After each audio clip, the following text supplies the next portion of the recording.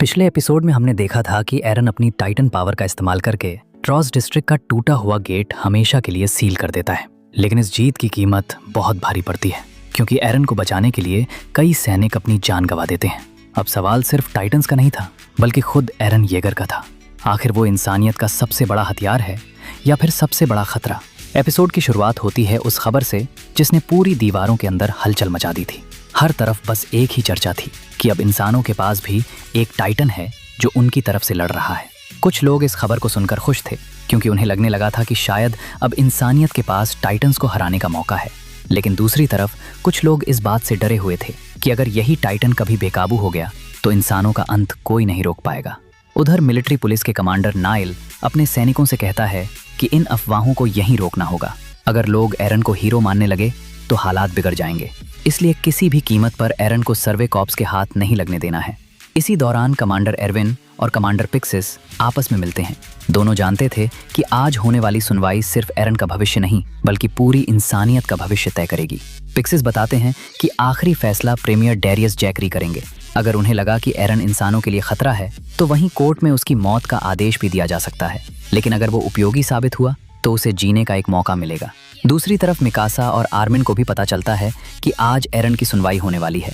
दोनों के चेहरे पर साफ डर दिखाई देता है। तभी एक सैनिक आकर उन्हें आदेश देता है कि दोनों कोर्ट में गवाह के रूप में मौजूद रहेंगे। ये सुनते ही मिकासा और भी बेचैन हो जाती है, क्योंकि उसे डर था कि कहीं आज एरन को हमेशा के लिए उससे छीन न लिया जाए। उधर जेल में बंद एरन बिल्कुल अकेला बैठा था। उसे समझ ही नहीं आ रहा था कि आखिर बाहर क्या चल रहा है। सैनिक उसे राक्षस कह रहे थे, कोई उसे पानी तक देने को तैयार नहीं था। एरन सोच रहा था कि क्या अब उसे पूरी जिंदगी इसी अंधेरी कोठरी में बितानी पड़ेगी। तभी अचानक वहां सेक्शन कमांडर हांजी पहुंचती हैं। हमेशा की तरह उनके चेहरे पर मुस्कान थी। वो एरन से कहती हैं कि इंतजार खत्म हुआ, अब तुम्हें बाहर चलना होगा। साथ में वो एरन की मुलाकात सेक्शन कमांडर माइक से भी करवाती हैं और बिना कुछ समझाए उसे अपने साथ ले जाती हैं। कुछ ही देर बाद एरन को हथकड़ियों और बेड़ियों में जकड़कर एक बड़े कोर्ट रूम में लाया जाता है। चारों तरफ बड़े बड़े अधिकारी बैठे थे। मिलिट्री पुलिस, गैरिसन रेजिमेंट, सर्वे कॉर्प्स, सभी की नज़र सिर्फ एरन पर थी। तभी उसकी नज़र मिकासा और आर्मिन पर पड़ती है और उसे थोड़ा सुकून मिलता है। अब प्रीमियर जैकरी सुनवाई शुरू करते हैं।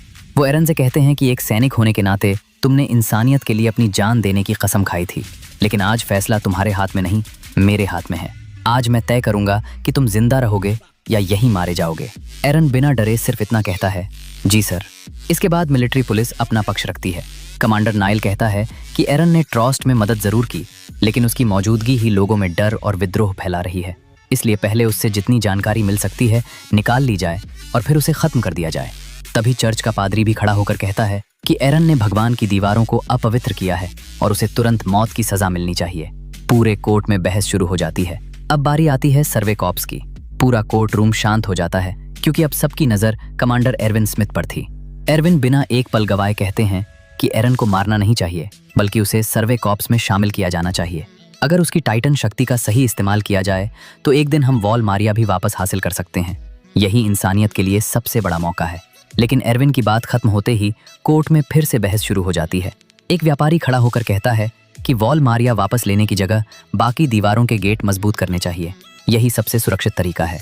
इतना सुनते ही एक अधिकारी उस पर भड़क जाता है और कहता है कि तुम सिर्फ अपने व्यापार और पैसे की चिंता कर रहे हो। तुम्हें उन लोगों का दर्द नहीं दिख रहा जो अपनी जमीन खोने के बाद भूख से मर रहे हैं। उसी समय चर्च का पादरी फिर से बीच में बोल पड़ता है। उसका कहना था कि दीवारें भगवान का वरदान है और इंसानों को उन्हें बदलने का कोई अधिकार नहीं है।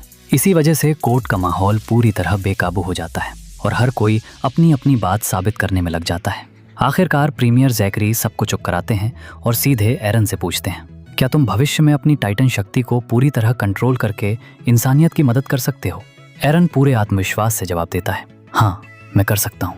लेकिन तभी जैकरी एक रिपोर्ट सामने रखते हैं। उस रिपोर्ट में लिखा था कि ट्रस्ट की लड़ाई के दौरान पहली बार टाइटन बनने के बाद एरन ने अपना नियंत्रण खो दिया था और उसने मिकासा पर हमला करने की कोशिश की थी। ये सुनकर एरन खुद हैरान रह जाता है। उसे इस घटना की कोई याद ही नहीं थी। अब मिकासा को गवाही देने के लिए बुलाया जाता है। जैकरी उससे पूछते हैं, सच सच बताओ, क्या एरन ने तुम पर हमला किया था? मिकासा कुछ पल चुप रहती है, लेकिन फिर सच बता देती है। वो कहती है, हाँ उस समय एरन ने मुझ पर हमला किया था। पूरा कोर्ट रूम ये सुनकर दंग रह जाता है। लेकिन मिकासा तुरंत आगे कहती है, उसी एरन ने 2 बार अपनी जान जोखिम में डालकर मेरी और आर्मिन की जान भी बचाई थी। अगर आज मैं यहाँ खड़ी हूँ तो सिर्फ उसी की वजह से, इसलिए कृपया इस बात को भी नज़रअंदाज मत कीजिए। लेकिन मिलिट्री पुलिस यहीं नहीं रुकती। वो मिकासा के बचपन का राज सबके सामने खोल देती है। वो बताते हैं कि जब मिकासा सिर्फ 9 साल की थी तब एरन और मिकासा ने मिलकर 3 अपहरणकर्ताओं को मार डाला था। हालांकि वो आत्मरक्षा में किया गया था, लेकिन कोर्ट में बैठे लोग इसे सुनकर दोनों पर शक करने लगते हैं। कुछ लोग तो मिकासा को भी टाइटन कहने लगते हैं। बस अब एरन का गुस्सा फूट पड़ता है। वो जोर से चिल्लाकर कहता है, अगर किसी को मारना है तो मुझे मारो, लेकिन मिकासा को इसमें मत घसीटो, उसका इससे कोई लेना देना नहीं है। लेकिन भीड़ उसकी एक नहीं सुनती। अब एरन खुद पर से नियंत्रण खो देता है। वो गुस्से में सबको कायर कहता है और चिल्लाकर बोलता है, तुम में से ज्यादातर लोगों ने कभी किसी टाइटन का सामना तक नहीं किया। अगर लड़ने की हिम्मत नहीं है तो कम से कम मुझे लड़ने दो।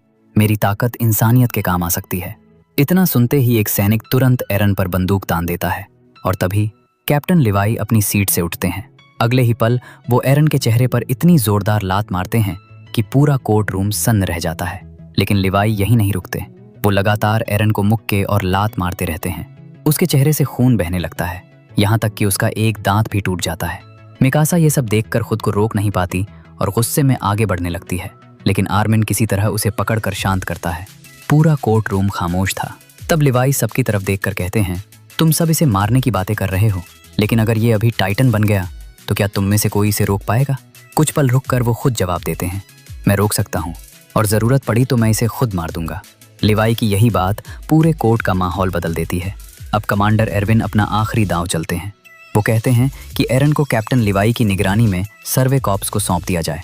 अगर भविष्य में एरन अपनी शक्ति नियंत्रित नहीं कर पाया तो लिवाई बिना हिचकिचाए उसे वहीं खत्म कर देंगे। कुछ देर सोचने के बाद आखिरकार प्रीमियर जैकरी अपना फैसला सुना देते हैं। एरन येगर की कस्टडी अब आधिकारिक तौर पर सर्वे कॉर्प्स को सौंप दी जाती है, यानी एरन की जान बच चुकी थी। कोर्ट का फैसला आते ही एरन पहली बार राहत की सांस लेता है। अभी कुछ मिनट पहले तक उसे लग रहा था कि शायद आज उसकी जिंदगी खत्म हो जाएगी, लेकिन अब उसकी कस्टडी आधिकारिक तौर पर सर्वे कॉर्प्स को मिल चुकी थी। सुनवाई खत्म होने के बाद एरन को वापस एक कमरे में ले जाया जाता है, जहां कमांडर एरविन, कैप्टन लिवाई, हांजी और सर्वे कॉर्प्स के कुछ अधिकारी पहले से मौजूद थे। एरन अभी भी अपने चेहरे पर लगी चोट और टूटे हुए दांत की वजह से दर्द में था। तभी कमांडर एरविन उसके पास आते हैं और मुस्कुराते हुए कहते हैं, मुझे पता है आज तुम्हें काफ़ी तकलीफ हुई, लेकिन यकीन मानो ये सब तुम्हें बचाने के लिए किया गया था। एरन थोड़ा हैरान होकर उनकी तरफ देखता है। एरविन आगे कहते हैं, अगर आज हमने सही समय पर अपना आखिरी दांव नहीं खेला होता तो शायद मिलिट्री पुलिस तुम्हें अपने साथ ले जाती और फिर तुम्हारा बचना लगभग नामुमकिन था। इसलिए कोर्ट में जो कुछ भी हुआ वो पहले से सोची समझी रणनीति का हिस्सा था। ये सुनकर एरन समझ जाता है कि लिवाई द्वारा की गई पिटाई भी उसी योजना का हिस्सा थी। एरविन फिर एरन की तरफ अपना हाथ बढ़ाते हुए कहते हैं, एरन, आज से तुम आधिकारिक तौर पर सर्वे कॉर्प्स का हिस्सा हो। मुझे खुशी है कि अब तुम हमारी टीम में हो। एरन बिना देर किए उनका हाथ पकड़ लेता है और कहता है, सर, मुझे भी खुशी है कि मैं आपके साथ लड़ूंगा। ये पल एरन के लिए किसी सपने के सच होने जैसा था। बचपन से ही उसका सपना था कि वो एक दिन सर्वे कॉर्प्स का हिस्सा बने और दीवारों के बाहर जाकर टाइटन्स का सफाया करें, और आज आखिरकार उसका वो सपना पूरा हो चुका था। तभी कैप्टन लिवाई धीरे धीरे चलते हुए एरन के सामने आकर बैठ जाते हैं। एरन थोड़ा घबरा जाता है। लिवाई शांत आवाज में पूछते हैं, तो अब भी मुझसे नाराज हो? कुछ पल के लिए कमरे में पूरी खामोशी छा जाती है, लेकिन एरन मुस्कुराकर जवाब देता है, नहीं कैप्टन, मैं समझता हूँ कि आपने जो किया वो ज़रूरी था। अगर आपकी वजह से मेरी जान बची है तो मुझे आपसे कोई शिकायत नहीं है। एरन का ये जवाब सुनकर लिवाई भी हल्का सा मुस्कुरा देते हैं। तभी पीछे खड़ी हांजी मजाक करते हुए कहती हैं, ज़रूरी था, लेकिन तुम्हें इतना भी नहीं मारना चाहिए था, बेचारे का दांत तक तोड़ दिया। लिवाई तुरंत जवाब देते हैं, कम से कम तुमने उसका टूटा हुआ दांत उठाकर रखने जैसी अजीब हरकत तो नहीं की। हांजी मुस्कुराते हुए अपनी जेब से वही टूटा हुआ दांत निकालती हैं और कहती हैं, अरे ये बहुत कीमती सैंपल है, मैं इसे कैसे फेंक देती। पूरा माहौल अचानक हल्का फुल्का हो जाता है। इसके बाद हांजी एरन के पास आती हैं और कहती हैं, जरा अपना मुंह खोलो, मैं देखना चाहती हूँ चोट कितनी गंभीर है।